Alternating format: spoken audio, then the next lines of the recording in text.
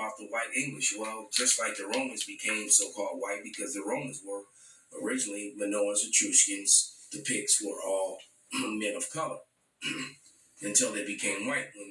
When Alexander of Macedon, First Maccabees, the first chapter, took over Greece and reigned the first of his stock, his race, his people, over all of Europe and Asia. All right, and then they began to take on all those. What it said, Psalms 49, that they named the lands after themselves. I'm just quoting scriptures. All right, you know, and you can go and check every scripture I've mentioned and see that it lines up with exactly what I said. All right.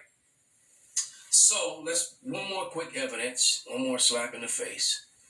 Job 27:15, how the women would come against them. Although sometimes I think Jacqueline Badalora might be an Israelite. I have my own reasons in the spirit for believing that. I could be wrong, I could be right, but I believe that I'm right. But nevertheless,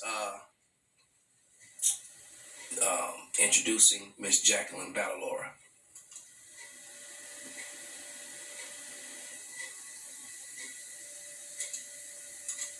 There it is. White people did not exist before 1681. Again, white people did not exist on planet Earth until 1681. So I'm just gonna, you can go look it up and watch it for yourself. But they made it up. All right, that's some stuff that they made up.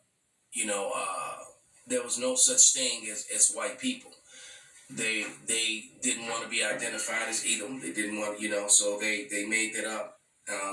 There was a rebellion that took place in Virginia in the 1600s where the white indentured servants, so-called, they weren't even called white yet. They were called English, German, or whatever they were called, wherever they were coming from. All right, and along with the natives, the so-called fraudulently called Africans, because they weren't from Africa, they were Israelites. Also, some Chinese immigrants. So all these people were basically getting done dirty by the elite, same as they're being done now. When you think of that 99%ers against the 1%. So it's people.